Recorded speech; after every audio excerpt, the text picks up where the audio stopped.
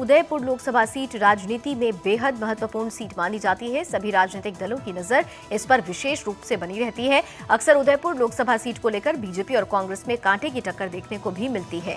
इस सीट पर एक बार फिर बीजेपी की नजर है और इस बार फिर से बीजेपी ने अर्जुन लाल मीणा पर भरोसा जताते हुए उदयपुर लोकसभा सीट का उम्मीदवार घोषित किया है। सुदर्शन न्यूज ने अर्जुन लाल मीणा से खास बातचीत की।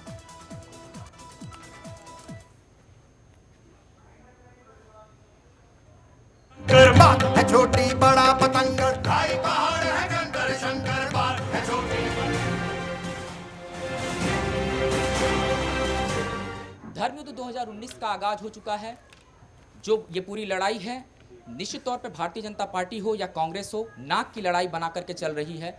उदयपुर में मौजूद हैं अर्जुन लाल मीणा जी, हमारे साथ हैं भारतीय जनता पार्टी से।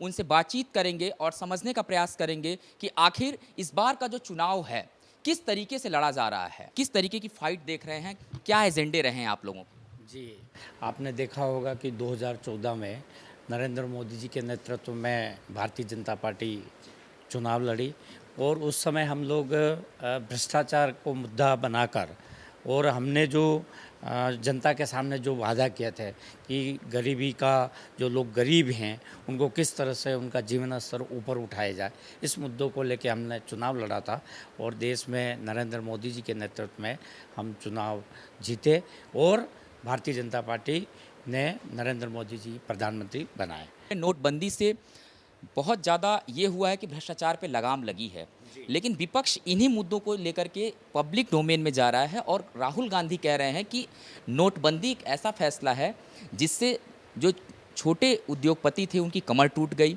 सरकार ने बिना बताए रातों रात ऐसा ऐलान किया जिससे देश के अंदर आर्थिक स्थिति खराब हो गई, आपातकाल तक बता दिया था कांग्रेस ने। तो आप इसको किस तरीके से देखते हैं, विपक्ष के इस जो विपक्ष ने ये सवाल उठाया। देखिए, पहले जब नोटबंदी के पहले जो टैक्स पेड लोग थे वो मात्र केवल सरकारी कर्मचारी और कुछ बड़े लोग जो व्यापारी लोग ही टैक्स पेड करते थे। अभी जब से जीएसटी ये नोटबंदी लगी उसके बाद से ही डबल हो गया, यानी कि 3.5 करोड़ का 6 करोड़ 7 करोड़ लोग अभी टैक्स पेड हो गए हैं। तो जो टैक्स देता है वही पैसा उज्ज्वला में खर्च होता है, वही पैसा रोड में खर्च होता है, वही पैसा हाईवे में खर्च होता है, वही पैसा मूलभूत आधारभूत सुविधा देने के लिए खर्च होता है।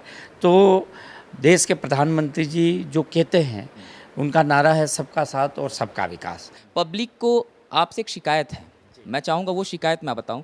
शहर के अंदर पब्लिक का कहना है कि कुछ, क्योंकि देखिए ये एक पर्यटन के क्षेत्र से काफ़ी लोग यहाँ पे आते हैं घूमने के लिए, कई जगह पे शौचालय जहाँ होने चाहिए वो उन लोगों तक नहीं पहुँच पाया। और ये नहीं कि इसमें कांग्रेस की गलती है क्योंकि आप हैं यहाँ पे, तो इसका क्या जवाब देंगे आप पब्लिक को, कुछ आश्वासन, क्योंकि निश्चित तौर पर ये एक प्रधानमंत्री की ऐसी स्कीम थी कि शहर हो चाहे गाँव हो हर जगह ये चीज़ें मिल रही हैं, लेकिन यहाँ कहीं जगहों पे ये चीज़ें नदारत नज़र आ रही हैं। जी, वैसे तो देश के प्रधानमंत्री जी ने स्वच्छ भारत मिशन का जो अभियान चलाया, हर गांव हर घर तक शौचालय बने, लेकिन आपने मुझे मेरे संज्ञान में लाया गया है आने वाले समय में निश्चित रूप से, क्योंकि हमारा जो शहर है उदयपुर शहर है ये बहुत ही छोटा शहर है, लगभग 5 लाख के खूबसूरत शहर है ये। जी, और आपने देखा होगा कि लोग देश और दुनिया से यहाँ मैरिज डेस्टिनेशन है, लोग शादी करने के लिए, विवाह करने के लिए यहाँ आते हैं।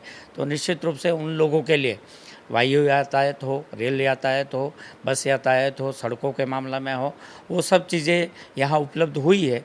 लेकिन आपने मुझे शौचालय की तरफ, सार्वजनिक शौचालय की तरफ ध्यान आकर्षित किया है। निश्चित रूप से आने वाले समय में मैं स्वयं भी जगह जगह जाकर, और जहाँ अभी क्या कि स्मार्ट सिटी में काम चल रहा है तो उस वजह से बहुत सी जगह सड़कों का काम चल रहा है, निर्माणाधीन है, और बहुत सी जगह शौचालय का निर्माण भी हो रहा है। तो आने वाले समय में इस समस्या का समाधान करेंगे और लोगों को बेहतर से बेहतर सुविधा मिले, पर्यटकों को ज़्यादा से ज़्यादा अच्छी सुविधा मिले, इस तरफ ध्यान दिया जाएगा। घोषणा पत्र में कौन सी ऐसी बात है जो मीणा साहब को बहुत पसंद है और वो कहेंगे कि मैं इस पे काम करूँगा अगर जीत के आऊँगा, ये आप ज़रा बताइए। जी, देखिए, ये पहली सरकार है मोदी जी की। जो मोदी जी जब गुजरात में मुख्यमंत्री थे तो उन्होंने आदिवासियों के लिए एक बहुत अनोखी योजना वन बंधु योजना चलाई थी। और उस वन बंधु योजना जो एक स्टेट में था, पूरे देश में उन्होंने वन बंधु योजना लागू की। और मेरा अपना क्षेत्र, अपना संसदीय क्षेत्र कोटड़ा जो विधानसभा से जाडोल है, वहाँ 10 करोड़ रुपये देकर जो सीधे आदिवासियों को लाभ कैसे मिले। और उसमें जो ज़्यादातर आदिवासी जंगल में रहते हैं, पहाड़ी क्षेत्र में रहते हैं, उन्होंने और मैंने स्वयं ने जो एक काम करके, जो काम जनता के सामने करके दिखाया, जो 1927 का 1927 का एक कानून बना हुआ था, टीपी कानून, जिसके टीपी का मतलब जो ट्रांसप्लांट, जो अपना जो भी जंगल की उपज है, उस जंगल की उपज को बाज़ार में नहीं ला सकते थे, कहीं बेच नहीं सकते थे। जैसे महुआ है, रतनजोत है, खजूर है, सीताफल है, इस तरह के जो जंगल की फसल को बाहर तक बेच नहीं सकते थे, उनके लिए मार्केट अवेलेबल नहीं था। पहली बार इस नरेंद्र मोदी जी की सरकार में टीपी कानून हमारी यशस्वी मुख्यमंत्री, पूर्व मुख्यमंत्री वसुंधरा राजे ने यहाँ से रिकमेंड करी। और रिकमेंड करने के बाद हमने लोकसभा में कई बार बोला, और हमारे माननीय प्रधानमंत्री जी ने, हमारे जो जनजाति मंत्री जुएल ओराव साहब ने इस ओर ध्यान दिया, वन मंत्री जी ने इस ओर ध्यान दिया। और देश, हमारे यहाँ राजस्थान में जो टीपी कानून बना हुआ था 1923 को, उस कानून को ख़त्म किया। उस ख़त्म करने की वजह से लगभग 200 करोड़ रुपये जो जंगल की उपज बेचने खरीदने से 200 करोड़ हमारे यहाँ के आदिवासियों के जेब में आए।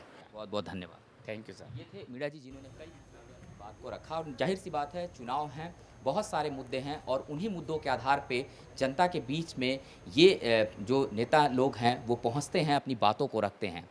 कैमरामैन रोहित त्रिपाठी के साथ गौरव मिश्रा, सुदर्शन न्यूज़।